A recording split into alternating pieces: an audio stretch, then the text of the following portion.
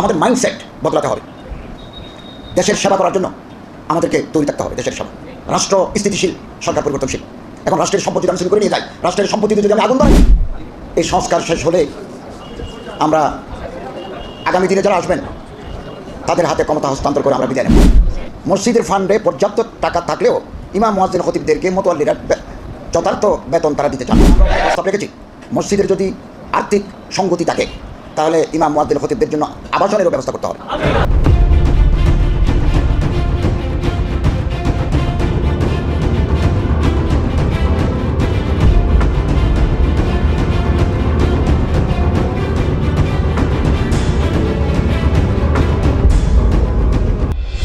আলহামদুলিল্লাহ, আপনারা জানেন আমরা দায়িত্ব নিয়েছি 5 মাস। এই 5 মাসের ভিতরে বিভিন্ন মন্ত্রণালয়ের পক্ষ থেকে অনেক গুরুত্বপূর্ণ কাজে আমরা হাত দিয়েছি এবং বেশ কিছু সংস্কারও আলহামদুলিল্লাহ এগিয়ে চলেছে। এই সংস্কার শেষ হলে আমরা আগামী দিনে যারা আসবেন তাদের হাতে ক্ষমতা হস্তান্তর করে আমরা বিদায় নেব। এবং আমি আমার মন্ত্রণালয়ে ইমাম মুয়াজ্জিনদের জন্য, ইমাম এবং মুয়াজ্জিনরা হচ্ছে সমাজের অত্যন্ত সম্মানিত ব্যক্তি এবং একেবারে গ্রাসরুট লেভেল, তৃণমূল পর্যায়ে আলেম ওলামা, পীর মাশায়েখ, আইম্মায়ে মাসাজিদ, খোতাবা, ওলামা, ওনাদের একটা গ্রহণযোগ্যতা আছে একেবারে তৃণমূল পর্যায়ে। আলেমরা হচ্ছে সামাজিক শক্তির প্রতিভূ, কিন্তু তারা যুগ যুগ ধরে অবহেলিত। আমি নিজেও এক সময় একটা মসজিদের প্রায় 16 বছর খতিবের দায়িত্ব পালন করেছি। রাষ্ট্রের দায়িত্ব নেওয়ার আগেও আমি এই দায়িত্বে ছিলাম। আমি একটা মাদ্রাসারও ওস্তাদ ছিলাম হাদিসের এবং আন্তর্জাতিক ইসলামী বিশ্ববিদ্যালয়ের শিক্ষক ছিলাম। কলেজে প্রফেসরি করেছি 26 বছর। আমি দেখেছি মসজিদের ফান্ডে পর্যাপ্ত টাকা থাকলেও ইমাম মুয়াজ্জিন খতিবদেরকে মোতাল্লিরা যথার্থ বেতন তারা দিতে চান না। এটা একটা সামাজিক ব্যাধি। তো আমি আমার মন্ত্রণালয়, আমরা গতকালও মিটিংয়ে বসছি মন্ত্রণালয়ে, আমরা একটা টিম করে 2015 সালের পে স্কেলকে সামনে রেখে আমরা একটা বেতন কাঠামো আমরা তৈরি করতে যাচ্ছি এবং যত তাড়াতাড়ি সম্ভব এটা তৈরি হবে। সম্মানিত উপদেষ্টাদের সাথে পরামর্শ করে আমাদের চিফ অ্যাডভাইজার মহোদয়ের সম্মতি নিয়ে আমরা এটা গ্যাজেট আকারে প্রকাশ করব এবং আমরা ওখানে প্রস্তাব রেখেছি মসজিদের যদি আর্থিক সঙ্গতি থাকে তাহলে ইমাম মুয়াজ্জিন খতিবদের জন্য আবাসনেরও ব্যবস্থা করতে হবে এবং 2টা ফেস্টিভ্যাল বোনাস, উৎসব বোনাস যাতে তারা পায় সে ব্যবস্থা করতে হবে। সরকারি যে মসজিদগুলো আছে, সচিবালয়ে মসজিদ আছে সরকারি, এরকম বহু সরকারি প্রতিষ্ঠানে মসজিদ আছে, এগুলো আমরা এই গ্যাজেটের মাধ্যমে অর্থ মন্ত্রণালয়ের সাথে আলাপ করে ইউনিফাইড পে স্কেল, সব জায়গায় একই পে স্কেল কার্যকর করতে হবে, এরকম একটা ডিক্লারেশন, একটা প্রজ্ঞাপন আমরা করব, গ্যাজেট আমরা করব। আমরা দেখেছি ঢাকা বিশ্ববিদ্যালয়ের ইমাম সাহেব যে বেতন পান, খুলনা প্রযুক্তি বিশ্ববিদ্যালয়ের প্রফেসর একই বেতন পান না। তো এই জন্য একটা ইউনিফাইড সিস্টেম আমরা করব এবং মসজিদের নীতিমালা করব। প্রতিটি জিনিসের যেটা নীতিমালা, বিধিমালা দরকার, আমরা একটা বিধিমালা করব এবং ইমাম সাহেবকে ইচ্ছে করলে মোতাল্লিরা পছন্দ না হইলেও অথবা পলিটিক্যাল রিজন যে আপনি চলে যান কাল থেকে, চাকরির একটা নিশ্চয়তা থাকা দরকার, নিশ্চয়তা। এবং এই জন্য আমরা জেলা প্রশাসক মহোদয় অথবা ইউনো মহোদয়ের মাধ্যমে একটা কমিটি করে ওই ইমাম সাহেব, খতিব সাহেব, মুয়াজ্জিন সাহেবের বিরুদ্ধে যদি কোনো অভিযোগ থাকে, এই অভিযোগ খতিয়ে দেখা হবে, তদন্ত কমিটি গঠন করা হবে, আত্মপক্ষ সমর্থনের সুযোগ দেওয়া হবে, তারপরে কমিটিটা সিদ্ধান্ত নেবেন। একজনের কথা ইমাম নিয়োগ, একজনের কথা ইমাম বরখাস্ত, এই সিস্টেম থাকবে না। কারো পছন্দ অপছন্দের নয়, কমিটি উইল ডিসাইড, সিদ্ধান্ত নেবেন ওনারা রাখবেন কিনা। আলহামদুলিল্লাহ বাংলাদেশে আমি বহু মসজিদ দেখছি যেখানে 20-30 বছর ইমাম সাহেবরা, মুয়াজ্জিন সাহেবরা খেদমত করেছেন। ওনারা যাওয়ার সময় প্রাইভেট কার ওনাকে উপহার দিয়েছেন, লক্ষ লক্ষ টাকার ফান্ড দিয়ে ওনারা বিদায় দিয়েছেন। এটা ঐতিহ্য থাকা দরকার। ইমাম, মুয়াজ্জিন, আলেম, ওলামা, পীর, মশায়েখদের যদি দাম না থাকে, আমাদের দাম থাকার কথা নয়। এবং এই যে বাংলাদেশের সমাজ, এই সমাজকে ইসলামের আলোকে আলোকিত করার পিছনে যাদের অবদান আছে তারা হচ্ছেন আলেম এবং ওলামারা, পীর, মশায়েখরা।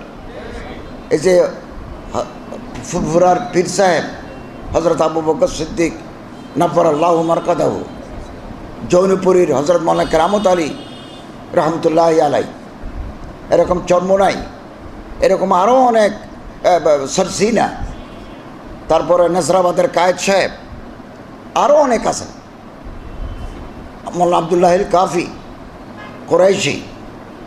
এ সমস্ত ওলামায়ে কেরামের মেহনতের ফলে বাংলাদেশে ইসলামের আলো জ্বলছে। অতএব আলেম, ওলামা, পীর, মশায়েখদের যদি আমরা ইজ্জত করতে পারি ব্যক্তিগত পর্যায়ে, রাষ্ট্রীয় পর্যায়ে, তাহলে এই দেশে কোরআন চর্চার স্থায়িত্ব, হাদিস চর্চার স্থায়িত্ব বহুদিন টিকে থাকবে ইনশাআল্লাহ। আমরা এভাবে কাজ করে যাচ্ছি। এই মুহূর্তে আমাদের সাম্প্রদায়িক সম্প্রীতি রক্ষা করা অত্যন্ত প্রয়োজন। আমি আমার মন্ত্রণালয়ে ডেনমার্ক, অস্ট্রেলিয়া, আমেরিকার রাষ্ট্রদূতরা এসেছেন। কালকে এসেছিলেন সৌদি আরবের রাষ্ট্রদূত, মহামান্য রাষ্ট্রদূত।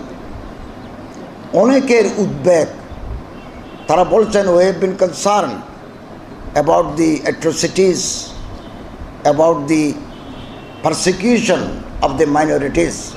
আমরা ওনাদেরকে ব্যাখ্যা করেছি, হিন্দু বাড়িতে, বৌদ্ধের বাড়িতে, খ্রিস্টানের বাড়িতে, নৃতাত্ত্বিক জাতিগোষ্ঠীর উপাসনালয় বাড়িতে যে ছোটোখাটো ঘটনাগুলো ঘটেছে, এগুলো not a political reason, not a religious reason, একটা অবভিয়াসলি পলিটিক্যাল মোটিভেশন। এগুলো রাজনৈতিক কারণে হয়েছে, ধর্মীয় কারণে নয়। বিপ্লবের পরে সাধারণত বিক্ষুব্ধ মানুষ তার প্রতিপক্ষের ঘরে ডিল মারে। তো এটা হিন্দু হোক, বৌদ্ধ হোক, খ্রিস্টান হোক, তার ঘরে তো ডিল পড়বেই। এর পিছনে তো ধর্মীয় উদ্দীপনা, উগ্রবাদ নাই, এখানে আছে পিওরলি পলিটিক্যাল রিজন।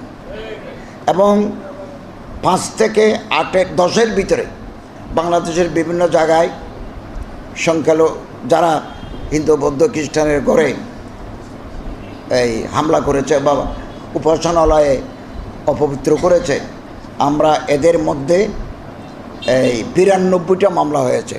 আমরা 72 জনকে গ্রেপ্তার করেছি এবং তাদের বিরুদ্ধে লিগ্যাল প্রসিডিং ইজ ড্রন, আইন তার গতিতে চলছে। এবং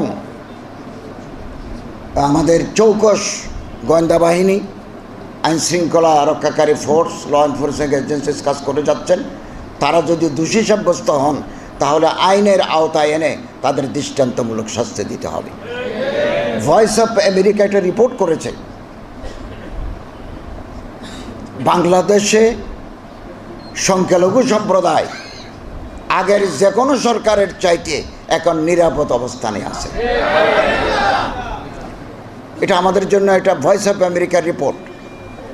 এবং আমরা সব সময় একটা কথা বলে আসছি, এদেশ আমাদের সবার, এদেশের নানা মত, নানা পথের মানুষের দেশ এটা। হিন্দু, বৌদ্ধ, খ্রিস্টান, পাহাড়ি, নৃতাত্ত্বিক গোষ্ঠী, সবার দেশ এটা। আমার যেমন অধিকার আছে, আরেকজনেরও সমান অধিকার আছে। আমার যেমন ধর্মচর্চার শিক্ষা গ্রহণ করার, শিক্ষা বিতরণ করার অধিকার আছে, তাদেরও সমান। এই অধিকার যারা ক্ষুণ্ণ করতে চায় তাদেরকে আইনের আওতায় আনার দায়িত্ব সরকারের। আমরা প্রতিটি মানুষের জান, মাল, ইজ্জত, স্বাধীনতা, ধর্মচর্চার অধিকার প্রদান করতে প্রতিশ্রুতিবদ্ধ। কিন্তু বাইরে মিথ্যা প্রচারণা চালানো হচ্ছে বাংলাদেশ নিয়ে, অথচ যারা প্রচারণা করছেন তাদের দেশের মাইনরিটিদের কচু কাটা হচ্ছে, তাদের ধর্মীয় উপাসনালয় ধ্বংস করা হচ্ছে, তাদের মন্দিরের নিচে শিবলিঙ্গের আবিষ্কার করা হচ্ছে।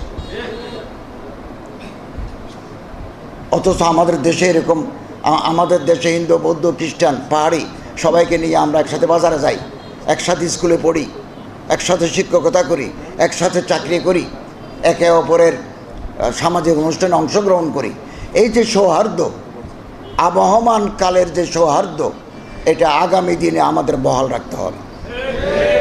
কোনো ভেস্টেড ইন্টারেস্টেড কোয়ার্টার্স, কায়েমি স্বার্থবাদী আমাদের এই প্রীতির বন্ধনকে যেন ধ্বংস করতে না পারে সচেতন থাকতে হবে।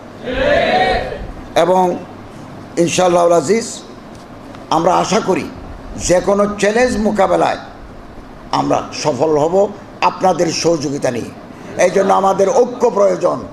ঐক্যই শক্তি, এবং শক্তি শান্তি। আপনার যদি ইকুয়াল শক্তি চলে আসে তাহলে আপনি শান্তিতে ঘুমাতে পারবেন। আমেরিকার কাছেও পারমাণবিক অস্ত্র আছে, ইরানের কাছে আছে, পাকিস্তানের কাছে আছে, ভারতের কাছে আছে, রাশিয়ার কাছে আছে, চীনের কাছে আছে। তারা জানে একটা পারমাণবিক বোমা মারি দিলে পৃথিবীর যে কোনো একটা অর্ধেক, 3/1 পানিতে পরিণত হবে। এই জন্য প্রত্যেকে সচেতন। আমি মারলে তো সে মারতে পারে। এই যে ব্যালেন্স অফ পাওয়ার, এটা ঐক্যের কারণে হয়েছে, শক্তির কারণে হয়েছে। এই জন্য আমাদের শক্তি অর্জন করা দরকার। 53-54 বছরে, 54 বছরে আমরা কেন মেরুদণ্ড সোজা করে দাঁড়াতে পারলাম না? কে আমাদের দেশের টাকা লুট করে নিল? কে দুর্নীতি করে সম্পদের পাহাড় গড়ল? এগুলো যদি বিচারের আওতায় না আসে, এই দেশ 200 বছরেও সামনের দিকে এগোতে যেতে পারবে না। যারা রাজনীতি করবেন তারা জনগণের সেবা করবেন, জনগণের দুঃখ, দুর্দশা, আবেগ, অনুভূতি সাথে তারা শরিক হবেন না। এই পলিটিক্সকে ব্যবহার করে দুর্বৃত্তায়ন, অর্থ লোপাট করে বিদেশে তারা বাড়ি করেছে, বিদেশে বাড়ি করেছে। এবং একেবারে উপমহাদেশের আমি বহু মানুষের নেতা, রাজনৈতিক শক্তির নাম বলতে পারবো যারা they have devoted their lives for the cause of the nation. জাতির কল্যাণে তারা নিবেদিত হয়েছেন। পিছনে তাদের কোনো সম্পত্তি নাই, সম্পত্তি নাই তাদের, খুব বেশি সম্পত্তি নাই, আগে যা ছিল তাই। এই ঐতিহ্য আমরা হারিয়ে ফেলেছি। এখন আমাদের ভিতরে একটা ধারণা কাজ করে, কোনো প্রকারে যদি বসতে পারি তাহলে তলাটাও খাবো, উপরটাও কুড়াবো। এই মানসিকতা মাস্ট বি চেঞ্জড। আমরা আমাদের এই দেশকে ভালোবাসি। এদেশের আলো বাতাস, এদেশের সম্পদ, গাছপালা আমাদের আমানত, আল্লাহ তাআলার নেয়ামত। সরকারে গাছ লাগায়, আমরা লুট করে এগুলো ফার্নিচার বানাই। এটা কোনো দিন দেশপ্রেমিক হতে পারে না, দেশপ্রেমিক হতে পারে না। রাস্তা তৈরি করার টেন্ডার পেলাম, 3 নম্বরই বিটুমিন ইমালশন দিই, কোনো প্রকারে ছাঁচি টাছি ফুল বিল করে নিলাম। আবার বিলের জন্য অফিসে পার্সেন্টেজ আছে, এই টেবিলে এত, ওই টেবিলে এত, ওই টেবিলে এত। পৃথিবীর কোনো দেশে,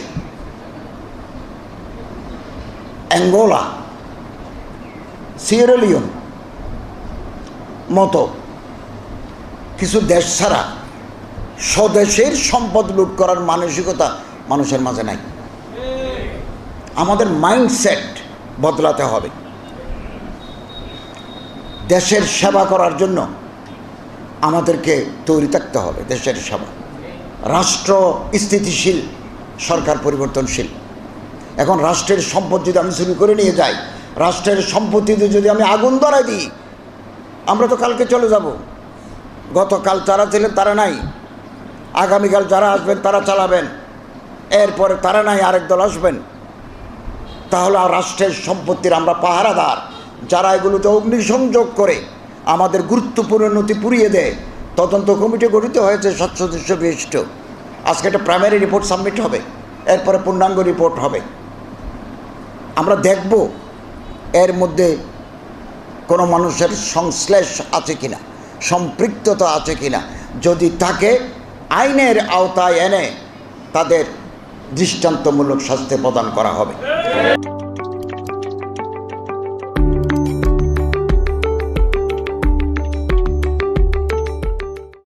Hey there.